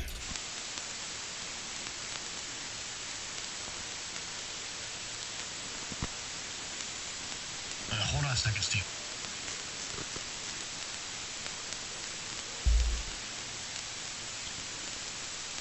Must be getting light out there, Steve. The signal's dropping a bit. Yeah, I noticed the QSB starting to come in. You're still bombing in here, but I'm not pushing a lot of power. 400 on the button here. Oh, you're fine for that. You're about 15 over, but you were closer to over 20 before, so it's going away. We're going down. Oh yeah, we're going down, and we're going down. Oh, so low. Are you using a pitch shifter to do that, or is that your natural voice? That's my natural voice. I like to go extremely low on the radio. Oh, yeah. Oh, yeah. Holy baritone. Oh, no, he's screwing with you. How low can you go on the radio? Sorry, Steve. I went through a sneezing fit there, man. Power supplies. What is there a particular wattage size that you're looking for? Yeah, like 650 to 800. The OCZs have been really good, but they're getting kind of hard to find. I think they sold out, and I'm not sure who's actually bought them out now, but those are the ones that early on I started using, and those things are rock solid. I mean, they're never had an issue with one of those, and they're very, very clean. In the 650 to 800 range, the EVGs, if you get like into the Supernova series of the EVGAs, those are really clean. The bronze series, like the 750 of the EVGA is a good clean one, but the 650 sucks. I don't know what the deal with that is. The standard 650 is not real clean. It's not terribly dirty, but I've noticed stuff with that one here and there. But the 750 seems to be really clean. Believe it or not, I'm not sure who's making the ones for power spec. Thanks, Glenn. Hugo, I'll answer your question shortly here. Be patient, brother. One of those be dirty. I'm not sure who's making them. They're not made by them. I'm not sure who's actually making that supply, but the Micro Center in-house one, the power specs are. I have not had a problem with any of those. Of course, I've never used anything below a 500 or 550. I refuse to. I mean, even if I'm fixing somebody's off-the-shelf computer or whatever, I won't put anything in less than a 500. That's just total BS. Hey, Steve. Yeah, John. Yeah, I have found here that the Corsairs and Rosewill are both real good, clean power supplies with very little noise. Yeah, particularly the RM series of the Corsairs are good. That's why I've got a Corsair. Is Rick gurgling, or is that just my receiver? No, Hey, good morning, Alex. How the heck are you? Why don't you Welcome to Saturday, the weekend. No, it's in his voice. He's got a cold in his voice. It seems like more than that. No, it's not. All right, gentlemen, I got to hit the road. You all have a great day. AC8DE. See you, Scott. Jump on in tomorrow morning. See you, Scott. See you. See you, Scotty. Dave, my voice is pretty well shot. It sounded more, like need of a reboot there for a minute, but wow, that's hot. Do you have something else open? I got all kinds of stuff open, but my CPU usage is only like 3%, if that. It's most of the time it's hanging around 2. I don't know. It still sounds different to me. I don't know. I'm no Philly, but who knows? I'm going to let the dogs out and feed them. There'll be a 9AD back in a bit. Oh, yeah. Oh, yeah. Oh, yeah. Oh, yeah. Boy, we have the most gorgeous gold, bright orange colored horizon where the sun's going to come up. Super clear here. You're Clear and cold up here too. We're at at 5 degrees right now, and I went out to feed the birds in my bare feet, and it's cold out there. Yeah. You'd be stuck to the ground if you did that here right now.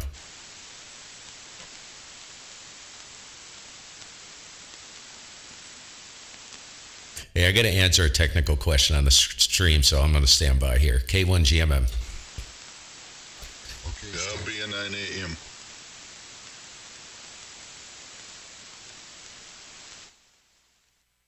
Okay, let me see if I can grab this for you, Hugo.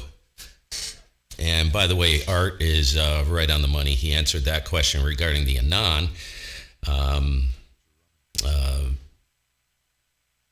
I'm actually controlling the audio for the stream between the receiver and the audio going to the Anon and the audio going to the stream, which I need to I need to EQ the audio for the stream. But the problem is that I have to mix the two on the same card in OBS. I have not figured. I gave up. I spent hours trying to get Voice Meter Banana and VAC running in OBS, so I can split the audio. So I can, because the audio, even in Anon, you have to force feed it to a certain extent to get it to sound the way you want. It's very, very good, but it's not perfect. So yeah, it takes an element of brute force to push the audio where you need it to go. John noticed that because he was listening to the stream. He says, wow. He says, that's what you have to do to get that audio to be spit out via RF on the Anon. I said, yep, that's what needs to happen. Yeah, the audio limiter in the Anon works really good. So let me reach under the desk. I'm going to show you guys something. Let me switch the camera here. This is for a conventional transceiver, and it is invaluable. So let me go back to moi. I'll be right back. I'm going to take a dive here. Where is it? There it is.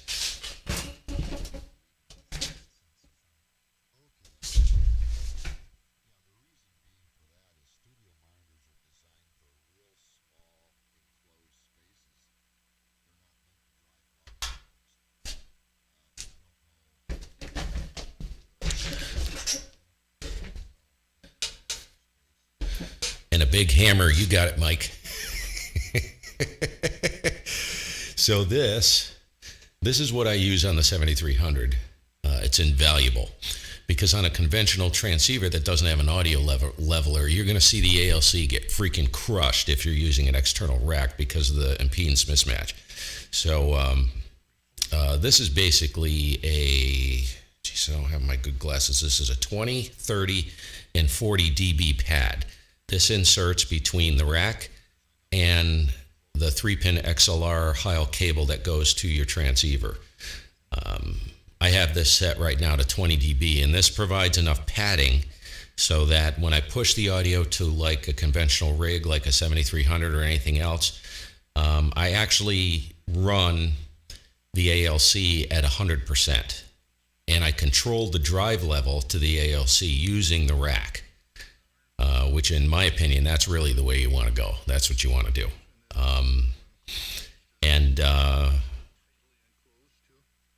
So that's the way you can do that. This is not expensive. This is basically an attenuator. It's made by Hosa, and it's not expensive. So I have set this set to 20 dB. Now, if I didn't use this when I first started with a 7300 running external audio into it, I had to run the mic gain at around 20 to 23%, to keep the ALC in check. So that's how you do it. You can pick these up pretty much anywhere online. Work really good. So don't introduce, from what I was able to figure out, it doesn't introduce any noise or anything else. Yeah, Hugo. Anything that will pad the audio down for you to give you control, because it's like what I always say. If you got a conventional transceiver and you're trying to put, let's say, an external audio rack into that transceiver, It's like taking a nitromethane funny car engine and jamming it into a Volkswagen Beetle. These rigs were never designed to take that kind of, they just weren't to take that kind of audio signal, you know. So yeah, there's a huge mismatch there. And the problem is you need to be able to get your levels in the rack, depending on what you're running, driving hard enough to actually bring the effects of the rack into play. A lot of times, depending on what you're running, if you're running limiters or anything like that, you need the drive level pushing hard enough to actually get everything to work. So if you have to roll everything back just to keep the ALC in check, then, you know, it's kind of a pain in the arsenic. So this will allow you to do that as well. Not only keep the ALC from blowing up in your rig, and it will also allow you to push the rack hard enough to actually work. So there you go. All right, I'll put this back in.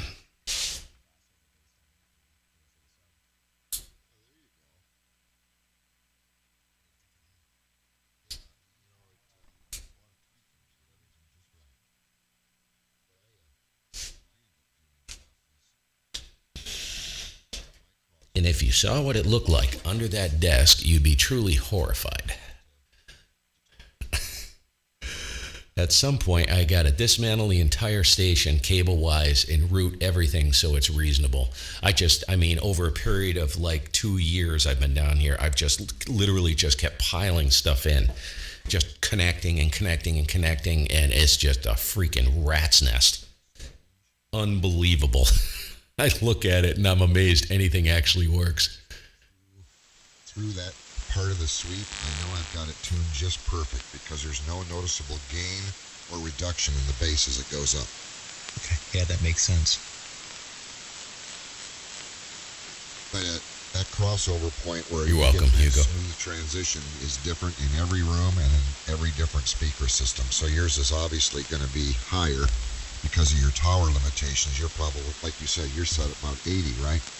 And that's where I'm set now, but it would be neat to do that sweep just to see.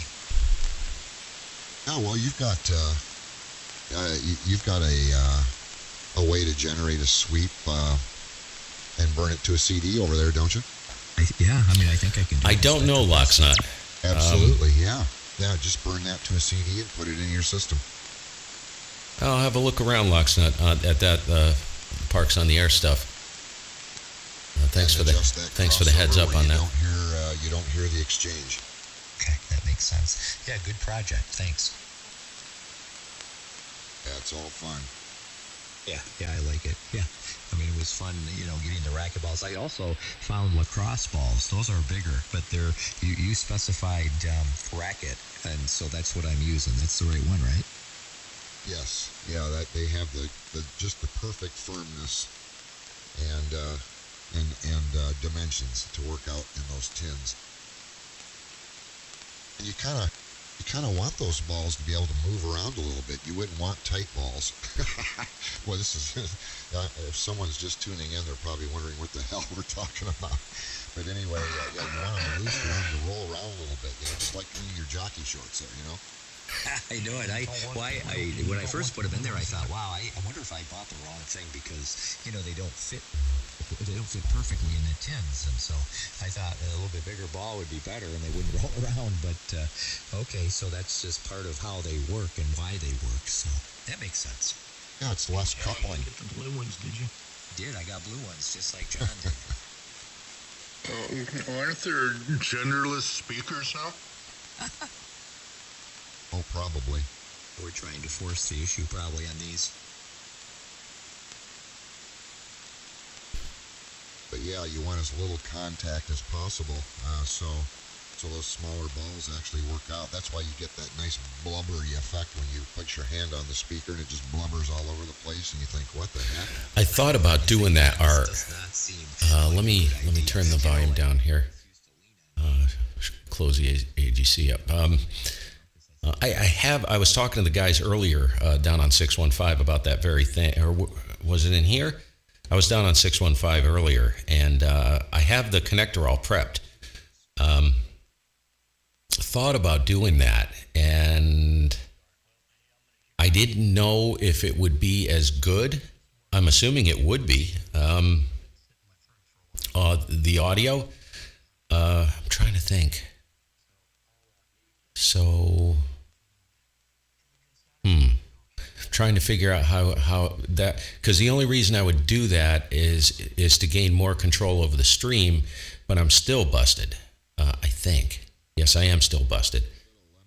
Because I need the audio from the rig and I need my audio for the stream, which are both running on the same system. So I'd still be busted. I'd still have to monitor. I have to get the audio to the computer, which will be coming through Power SDR. I wonder if I could use the sound card. So if I use, because how I used to do it,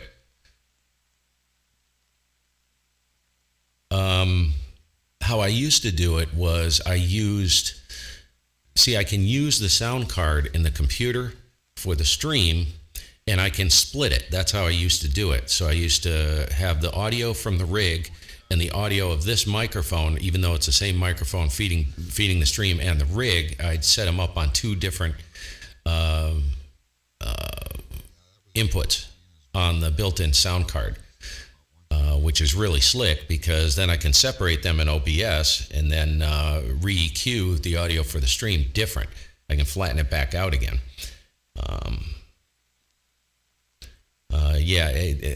Once you get these things, 4K is nice, Hugo, but man, you get stretched out to 8K and I mean, it really,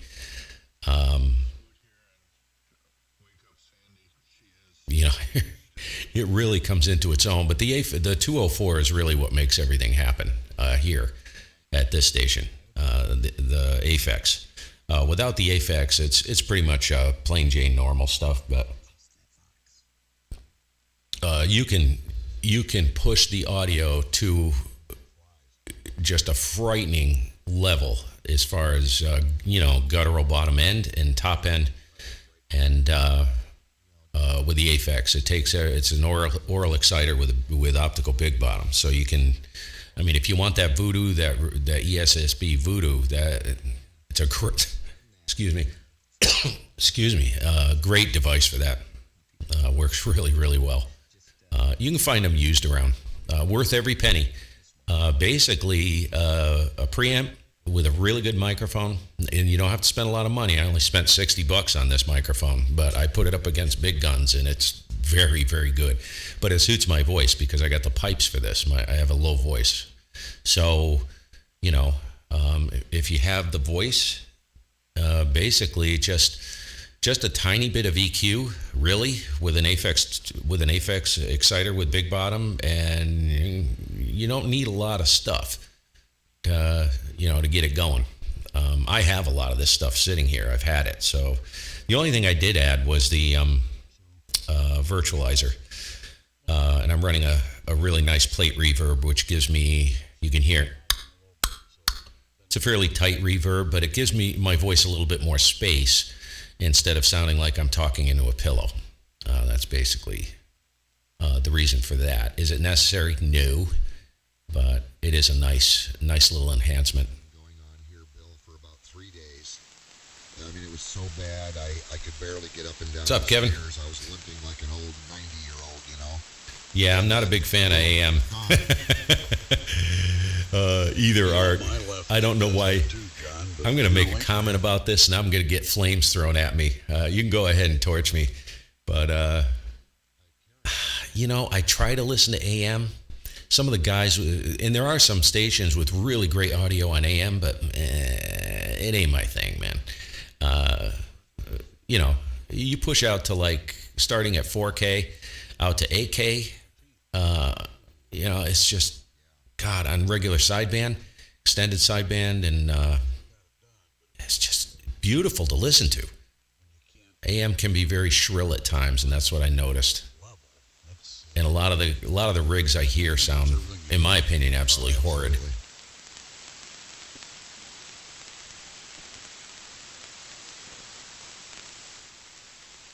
Yep, well, welcome to the 60s club, Bill. Yeah, blast, isn't it? Yep. And it's funny, it like lags a little bit, because when I first hit 60, I still felt great. It wasn't until about 6 months later it caught up with me. I started getting the knee thing right around then, but the shoulder thing has just been the last 2 winters probably.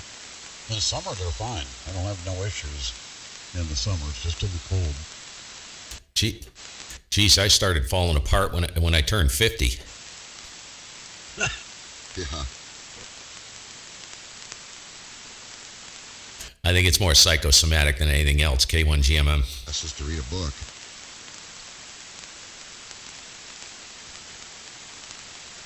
Yeah, I've been doing that for a couple years too. Now I've got 2 different strengths here, Bill. One is for reading and one is for looking at my monitor. You need some bifocals, John. Yeah, I just keep swapping glasses. You ever see those ones on TV where they're like dial power? Yeah, you could adjust the magnification on a little knob on up by the eyeglasses. Just reach up there, and it's kind of neat, the commercial. And they show it, just focusing right in whatever distance you want. Well, that sounds slick. Yeah, I thought it'd be kind of neat to have a pair just for working on things.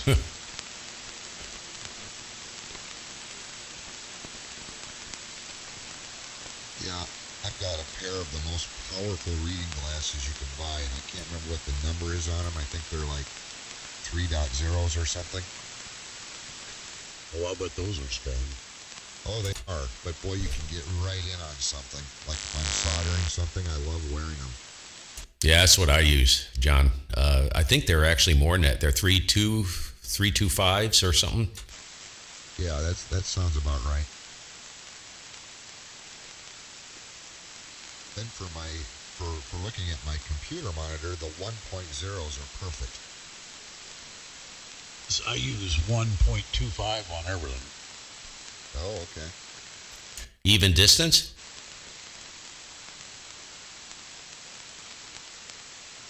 But they're not. Even the 1.25s aren't good for real close in, like if you're soldering something. No, it's not strong enough. You ever use those goggles? I have a really neat pair of goggles for soldering, and it came with all these different power lenses that snap on and off. It's got like 2 LED lights built into it. That is freaking awesome. Yeah, I wish I had a pair of those. Steve mentioned the lit goggles there, Bill. Yeah, those would be nice. Are you hearing Steve? Not real well, but I'm hearing you, Steve, but not real well this morning. Yeah, I think it's a little late there, Bill. Yeah, you're about 15 over here, and I'm not pushing a whole lot going out. So, but anyways, 7-3, you guys, I'm going to go ahead and shut down and head upstairs. I don't know what's going on, if the wife is taking the dog to the vets this morning, or I'm going to end up doing it. But it is, wow, it's 10 after 8, and I think the appointment's for 9:30. So I'm going to tuck tail and run. 7-3. Have a good day. Maybe catch you, I don't know if you guys are around tonight or tomorrow morning, but good to hear everybody. Behave yourselves, K1 GMM. All right, Steve, good to hear you this morning, and keep on keeping on and having fun there. We'll catch you later. Steve, have a good one, and I'm going to run up and get more coffee in HRWS. 7-3, Steve. Have a great day. He was up to almost 15 over on that last transmission, too. N9 beer. Yeah, 7-3, guys. Steve, KGAQ. Ciao, ciao. Mr. Microphone. Hey, Brian. Hey, good looking. What you got cooking? Yeah. Would you like to cook something up with me? So I'm going to go ahead and kick this off. And I will see you guys later. I do have to go. So hopefully you guys have a fantastic day. I may be back later. I don't know what I'm going to end up doing. I'm really looking forward. It's gotten real cold here up in Vermont, so it's a little fugly. And it's plowed out the driveway yesterday. We've been getting snow pretty much like every day, off and on throughout the day and evening. and picked up not much, maybe 6 inches, but I had to plow, and I lost reverse in the Rubicon. I plow the driveway with a four-wheeler. I have an older, an 06 Rubicon. I didn't lose reverse, but it's stuttering and sputtering, so so I've got to, and I'm not doing it now because it's like 5 above zero right now, I think, or something crazy. It was ugly, or it's going to get ugly. It's pretty cold. Temperature's been dropping all morning. So basically have to unplug the harness from the switch. There's a bypass mod I can do, which bypasses the reverse switches, which will give me full power and reverse on it. So something happened over the past month. I think a switch failed, so I found a bypass modification. So at some point I got to do that, but I'll tell you what, that ain't happening this weekend because it's going to be ugly cold. We'll catch you guys later. Home Depot for you, Glenn. Yep.